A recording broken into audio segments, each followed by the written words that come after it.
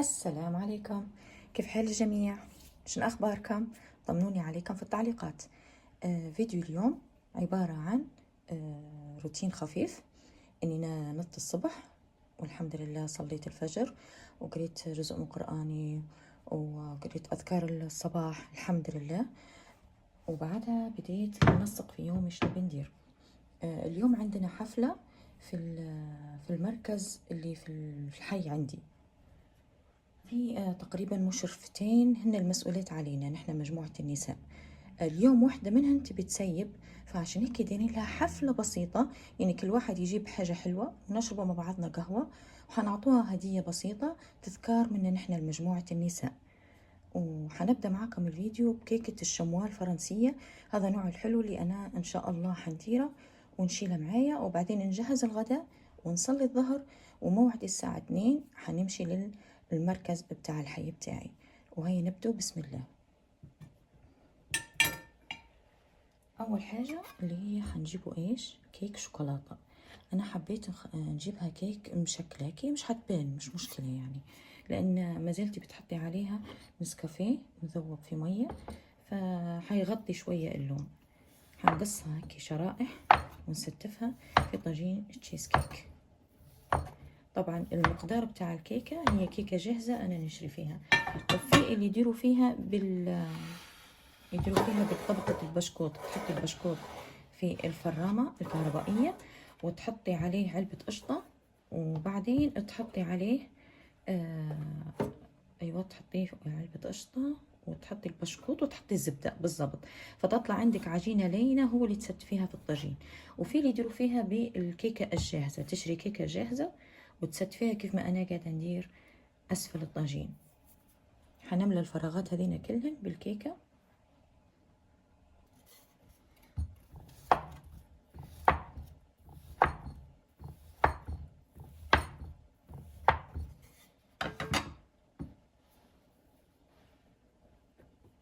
ولما تسقيها انتي بالصوص بتاع النسكافيه والحليب، هنا مجهزة انا عبارة عن كوباية حليب ذوبت فيها كشكين نسكافيه او قهوة سريعة التحضير يعني.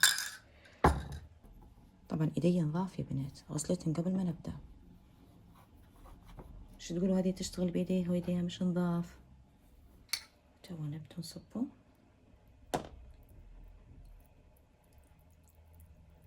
ما تخافوش كلها حتشرب الكيكة.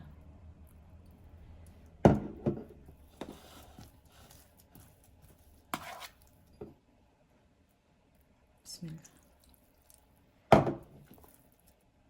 جبت السباتولا، حسيتها حتكون اسهل، فشوفوا هيك سويت كل السطح. حنحطها في الفريز شوية تتماسك لعند ما ندير طبقة الكريم كراميل. ونجول طبقة الكريم كراميل. هنا عندي 3 أظرف كريم كراميل، أي ماركة أنت تستخدمي فيها. لكن الاختلاف الوحيد اللي هنا حيكون إن مكتوب على كل ظرف 500 لتر من الحليب، صح؟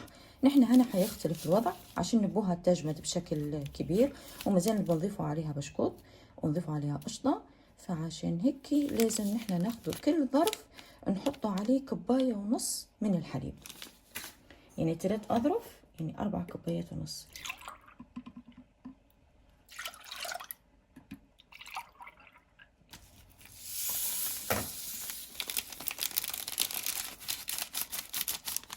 وتوا على البارد نخلطهم ونحطهم على النار لعند ما يغلب عندي الخليط شوية، وبعدها نوريكم الخطوة اللي بعدها. وتوا بعد ما طاب معنا الكريم كراميل وعطاه شوية غلط، هنحط 20 ظرف من البشكوت بتاع الشاهي. لو عندك بشكوت بالكاكاو حيكون أحسن. 20 ظرف.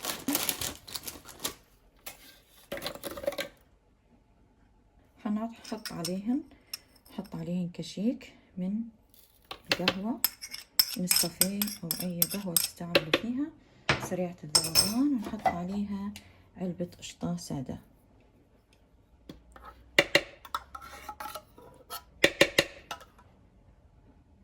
شوف القوام كيف قاعد، مش غليظ ومش رقيق. تو نبدأ نحطوه. طبعا أنا عندي الكيس هنا بتاع الخلاط يتحمل الحرارة العالية، لاني حتى نحط فيه في غسالة الصحون، فالحمد لله ما يصيرلش حاجة. مع اني هذه ما شكرتهاش الماكينة من قبل، لكن ماشية بها روحي لعند ما نحصل الماكينة اللي انا نبيها بصراحة. ونبدأ نضيف بشويش بشويش في كريم كراميل. حنشغل عليه الخلاط يتخلط كله مع بعضه ويتجانس. وتوا طلعنا القالب اللي حطينا فيه الكيكة، وحنصفق منه الخليط بتاع الكريم كراميل. بسم الله.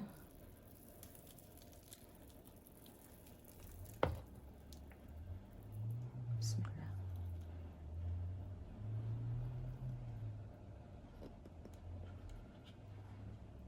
في شوية فقاقيع حيطلع من فوق، نحاول بالموس بشويش بشويش نحول الفقاقيع هذينا.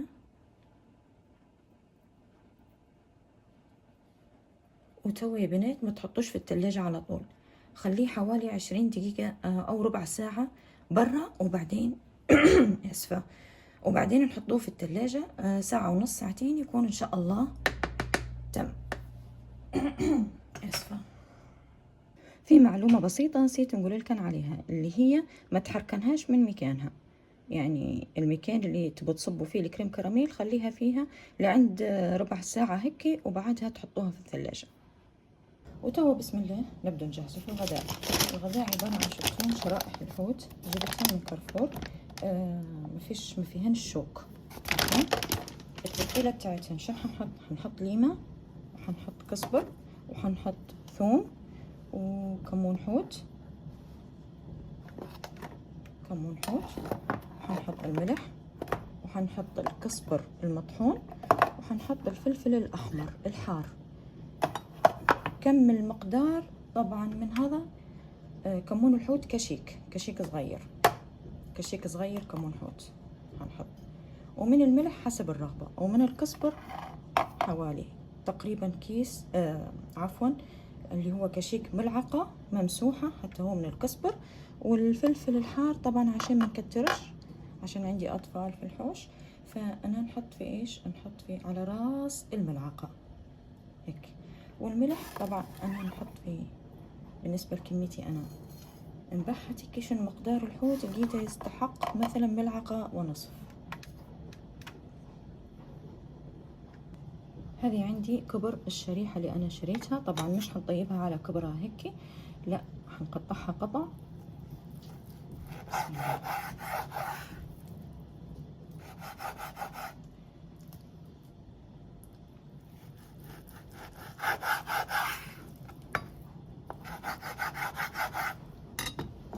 ونجي نحطها في التتبيلة، كل طرف يشرب التتبيلة كويس ويشرب الليم. طبعا الحوت السمك يحب الثوم والليمون، فكتروهن هذين.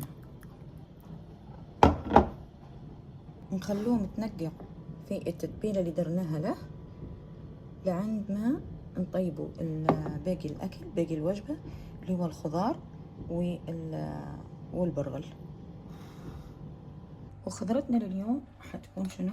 حتكون عبارة عن فاصوليا طويلة خضراء، طبعا مجمدة، يبيعوا فيها هم ايش مجمدة في الأكياس بالطريقة هذه طويلة. فأنا ناخذ الكمية اللي نبيها ونقصها الحجم اللي نبيه.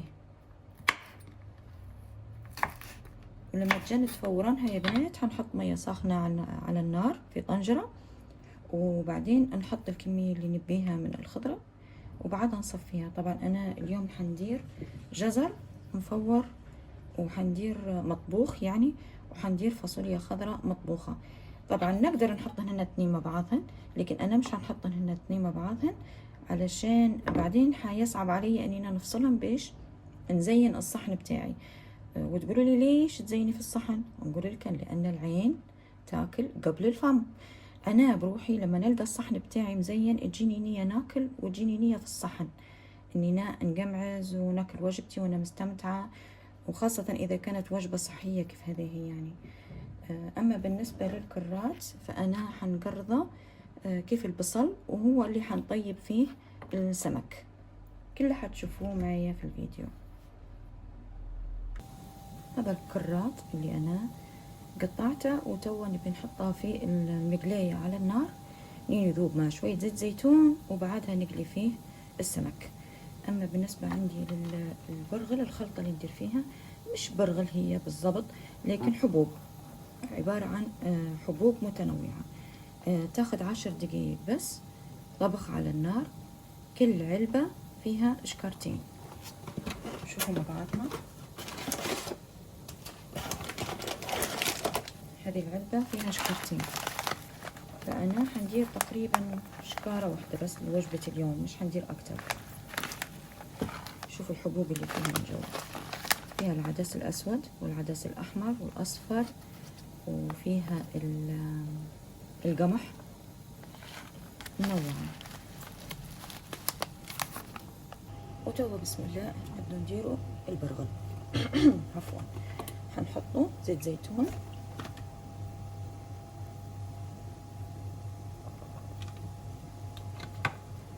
نحطو التوابل يتحمسن شوية. انا عندي التوابل اللي عندي هنا، حنحط توم مطحون،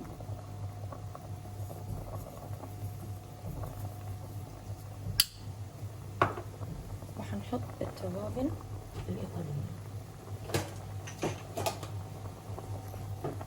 اللي هن هذين.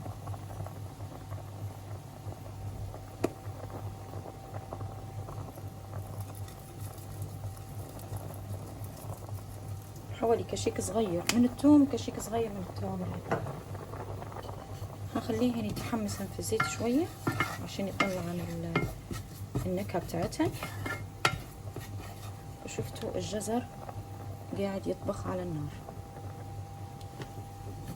لو عندك مرقة دجاج او مرقة لحم تقدروا تديروها يا بنات، الخلطة هذه تطيبوها بها، لكن انا ما عنديش، فعادي نطيبها بالماء الساخن، يعني مش مشكلة.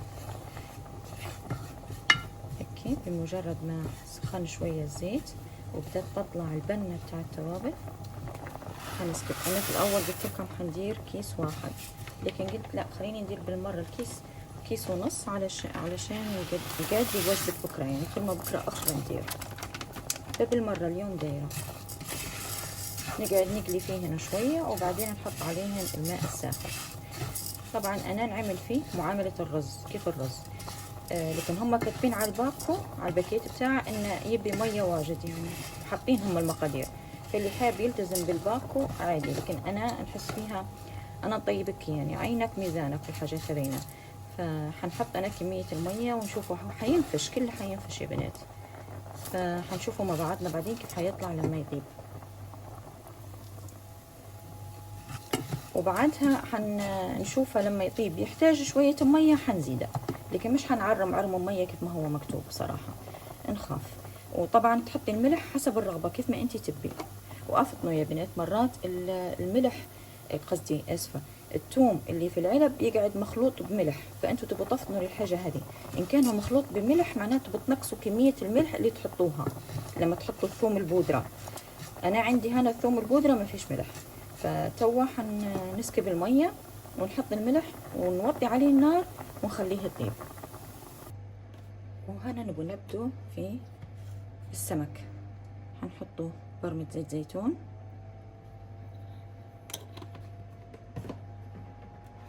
بعدها نجي نحطه الكرات ونخليه يقلي على النار لين يذوب.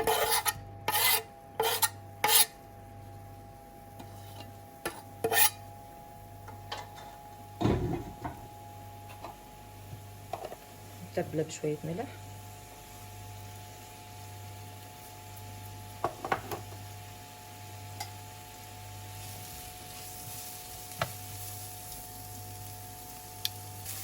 عبال ما الكرات يغلي شوية هناخد هذه كمية الفاصوليا وهذا الجزر المطبوخ. فأنا بشو حنتبلهم بشوية لين وملح وزيت زيتون شوية بالكل. نبغى نخلوه على أكل صحي، مش كله زيت زيتون، هنا زيت زيتون وهنا زيت زيتون وهنا زيت زيتون. زيت الزيتون عنده حتى هو سعرات حرارية كبيرة، يعني صح إنه هو مفيد لكن سعرات كبيرة جدا يا بنات، ما تستهونوش فيه، فما تكتروش منه. يعني حتى الأفضل مش كفي أنا تاخذوا العلبة وتصبوا صب هيك، لا الافضل حتى بالكشيك تكيلوا انتم شنو الكميه اللي تبوها. فحنتبل هذينا كيف ما قلت لكم بشنو، وبعدين نوريكم. شوفوا معايا يا بنات، حسيت انه هو يبيله تخليطه شوي، حسيت ان الميه شويه عليه، فتو حنزيده وحنحطها على نار هاديه. هو مكتوب 10 دقايق.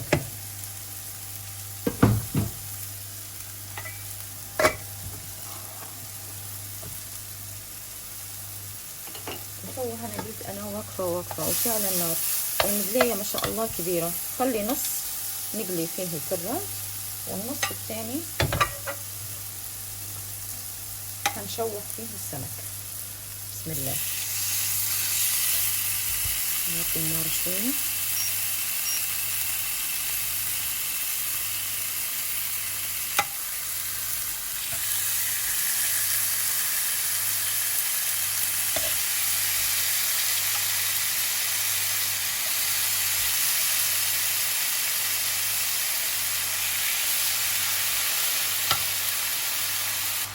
بنات هو ما يحطش حاجة على النار، يعني مسرع ما يطيب يتفتفت معك، يعني يقعد حتى شكله مش مرتب. فأفطنون هالنقطة هذه، يبي تشويحة بسيطة من فوق ومن تحت. فأفطنوا بالنقطة هذه، حرام يعني يخرب الشكل بتاعه. شوفوا مسرع ما طاب ما شاء الله، يعني تفتفت حتى معي. فأنتوا تبغوا تفطنوها الحكاية هذه. أنا تو حنفرش هذا من اللوطة ونحطها عليه كله، لكن لازم نكمل كمية السمك اللي عندي. وهنا حولته كله، حطيته من اول وجديد في المرقة. تو حنفرش الكرات، تقعد هي الارضية بتاعه، ونجي ناخدو قطع السمك. شوفوا كيف متفتفت، يعني حرام حطيته انا واجد اخرى. فهو يقولوا يبيله حطه شيله هيك. بسم الله. حطوه فوقه ونسكروا المخطة ونخلوه دقيقتين ونسكروا النار. هذا الشكل النهائي للصحن: برغل، خضرة، سمك.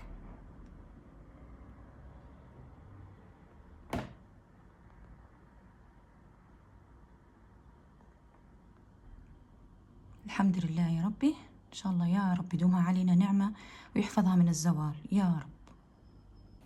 وهنا الحمد لله بعد ما كملنا الأكل نشوفوا الحلو بتاعنا اللي نبي نشيلوه معانا للزيارة أو الاحتفال.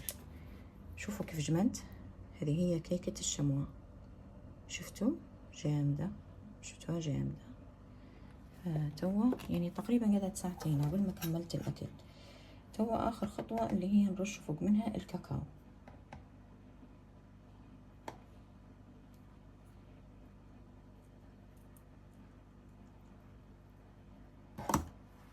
وقبل ما نحولوها ناخدو السكينة نحولوا الحواف هذين كلهن، نحولوهم قبل ما نفتحوا القالب تاع تشيز كيك. الحواف هذين كلهن نحرروهن من مكانهن، نحولوهن داير من دار، وبعدها نفكوا القالب ونحولوها. انا الخطوة هذه نبي نديرها غادي في المركز، فتو نوريكم بعد ما نقصها، نوريكم طرف منها. بعد ما كملت الحوسة، الحوش كله بنته قعد سمك، فتوني بنحط بخور جيبته معي من العمرة يخلي بنة الحوش ما شاء الله لا قوة إلا بالله. البخور هذا مش بخور كيف ما متعارف عليه، لا هو حبوب اللبان المر. خديت الفحمة حطيتها على الغاز، نين اشعلت وقعدت كلها رمادية بالشكل هذا. حنحط فوق منها اللبان المر،